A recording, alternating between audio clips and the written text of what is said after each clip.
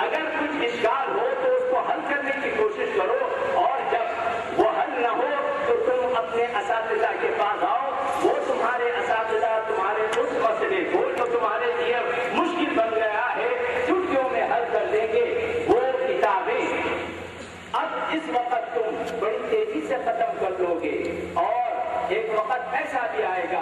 ہم نے اپنے اساتذہ سے پوچھا کہ مولانا مفتی عبدالحمید صاحب رحمۃ اللہ علیہ کے سامنے جب کوئی کتاب پیش کی جاتی کسی بھی موضوع کے متعلق ہو، تفسیر ہو، حدیث ہو، فقہ ہو، منطق ہو، کلام ہو، فلسفہ ہو، وہ بڑی آسانی سے بغیر ہچکچائے، بغیر آنا کونی کیے، بغیر پیشانی پہ درد آئے بڑی آسانی سے بیان کر دیتے تھے۔ تو ہم نے پوچھا آخر اس کی وجہ کیا ہے؟ تو ہمارے اساتذہ نے فرمایا انہوں ہی نہیں، ایسے کئی ہمارے جامعہ کے اساتذہ ہیں، ہمارے اساتذہ ایسے ہیں کہ وہ لوگ اپنے دوران طالب علمی میں اپنی درسی کتاب کو دوران سال میں ہر کتاب کو 3 مرتبہ ختم کر لیا کرتے تھے۔ اگر مدارک ہے ان کے سلیبس میں تفسیر حدیث ہے، جو بھی کتابیں ہیں ہر کتاب کو سال میں 3 مرتبہ ختم کر لیتے تھے، اسی لیے ان کے لیے یہ کوئی کتاب مسئلہ نہیں رہتی۔ تو بانی جامع نظامیہ اس طرح ہمارے لیے، ہم طلباء کے لیے ایک نمونہ ہے۔ میں بھی اپنے آپ کو طالب علم کے زمرے میں شمار کرتے ہوئے کہہ رہا ہوں، یہ ایک ہمارے لیے بہترین نمونہ ہے۔ اساتذہ کے لیے، ان کے لیے بھی ایک بہترین نمونہ ہے۔ میں بھی یہاں کا ایک خادم ہوں، استادوں میں ہوں۔ ہم تمام اساتذہ کے لیے بانی جامع نظامیہ کی ایک بہترین نمونہ ہے۔ ایک چیز سے 2 چیزیں ثابت کرنے کی کوشش کروں گا۔ ایک مرتبہ حضور صلی اللہ علیہ وسلم کو شیخ الاسلام خواب میں دیکھتے ہیں کہ حضور صلی اللہ علیہ وسلم ایک بچے کی طرف اشارہ کر کے بتاتے ہیں یہ لڑکا بھوکا ہے، اسے کھانے کا انتظام کیا جائے۔ بانی جامع نظامیہ وہاں سے اٹھے اور سیدھا دارالاقامہ میں آئے، مدب کو حکم دیا، مدب صاحب کو کہ طلباء کو حاضر کیا جائے۔ اس طالب علم کی طرف اشارہ کر کے کہا کہ اس کے کھانے کا انتظام کیا جائے۔ کھانے کا انتظام کر دیا گیا۔ پھر شیخ الاسلام نے فرمایا کہ دیکھو تم جب فجر کی نماز پڑھ لو، اپنے کام سے فارغ ہو جاؤ تو میرے پاس آنا۔ وجہ کیا تھی؟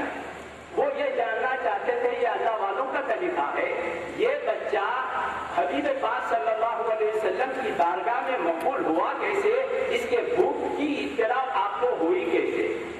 فجر کے بعد یہ لڑکا شیخ الاسلام کے دربار میں حاضر ہوا، اور حاضر ہو کر کہنے لگا آپ مجھے طلب کیے تھے، میں حاضر خدمت ہوں۔ شیخ الاسلام نے فرمایا بابا آپ بھوکے تھے، اس بات کی خبر آقا نامدار صلی اللہ علیہ وسلم کو کیسے ہو گئی؟ حضور صلی اللہ علیہ وسلم کو آپ کی یہ بات کیسے معلوم ہو گئی؟ لڑکے نے کہا حضرت قبلہ آپ کی تعلیمات کے مطابق میں تو اپنا پورا وقت حتی الامکان درس کتب میں گزارتا ہوں، لیکن اگر اس کے بعد میرے لیے کچھ ٹائم بچ جاتا ہے تو وہ ٹائم میں آقا نامدار صلی اللہ علیہ وسلم سے درود و سلام گزارنے میں گزارتا ہوں۔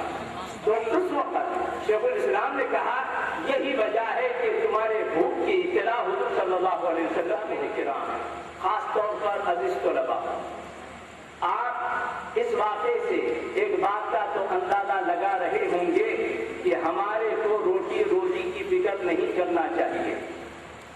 ہمارے بھوک پیاس کی اطلاع انہیں ہوتے رہتی ہے۔ وہ کیوں؟ وہ اس لیے کہ شیخ الاسلام جب مدینہ منورہ چلے گئے، وہاں پر رہنے کی ٹھان لیا تھا، آنے کا ارادہ نہیں تھا۔ بار بار حضور صلی اللہ علیہ وسلم کو آپ میں حکم دیتے کہ دگن کی طرف کوچ کر جاؤ۔ حضور صلی اللہ علیہ وسلم کے بار بار حکم دینے کے باوجود آپ رکتے رہے۔ وجہ کیا تھی؟ ذرا آپ اس واقعے کو ایک طرف رکھتے ہوئے حضرت علی رضی اللہ تعالیٰ عنہ کے اس واقعے کی طرف چلیں جہاں پر حضور صلی اللہ علیہ وسلم حضرت علی کو ایک معاہدے کے سلسلے میں مشرکین کے کہنے پر یہ کہہ رہے تھے کہ محمد کے بعد رسول اللہ کا جو کلمہ ہے کاٹ دیا جائے، تو حضرت علی نے کہا علی جس کو زبان سے کہہ چکا، دل سے مان چکا، قلم سے لکھ چکا، اسے نہیں مٹا سکتا۔ حالانکہ قرآن کا حکم واضح ہے، حضور تم کو جس بات کا حکم دے بجا لانا۔ حضرت علی رضی اللہ تعالیٰ عنہ کی سنت بانی جامع نظامیہ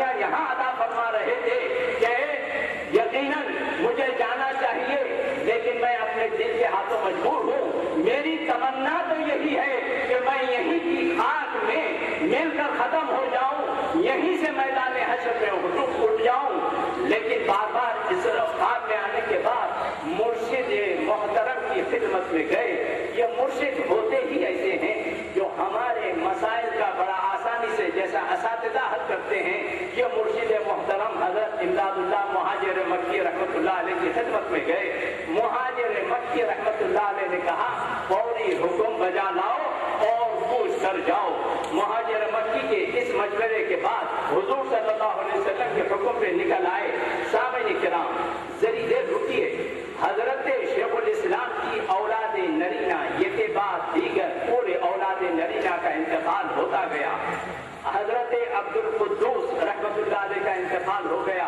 خواب میں دان میں بانی جامع نظامیہ علیہ الرحمٰن نے کہا کہ حضور صلی اللہ علیہ وسلم کی خدمت میں میرا سلام بجا لانا.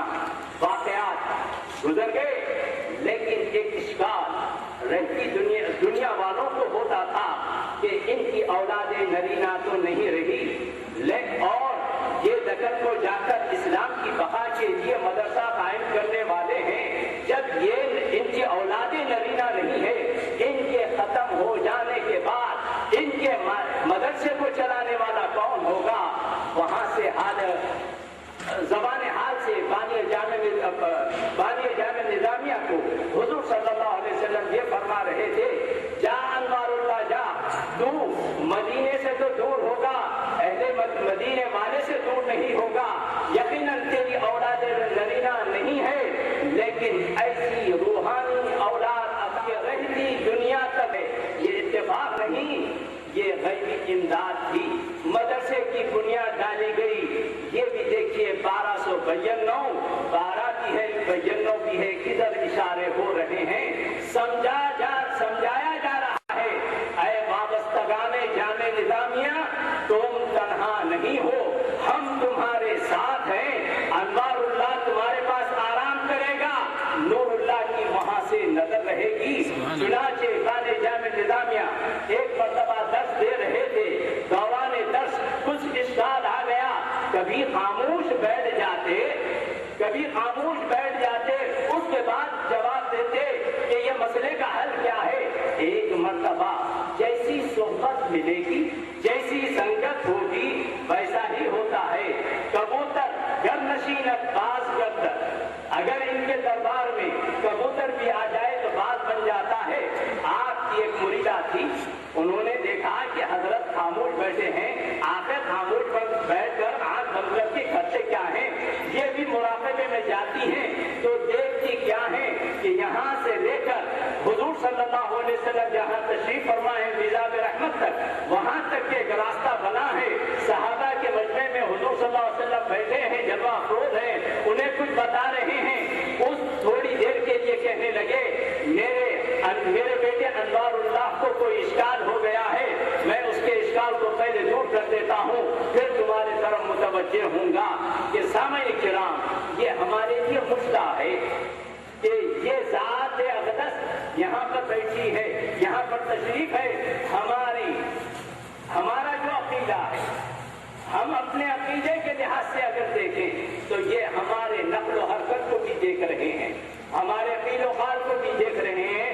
اس کو ہم ہمیشہ ملحوظ رکھنا چاہیے.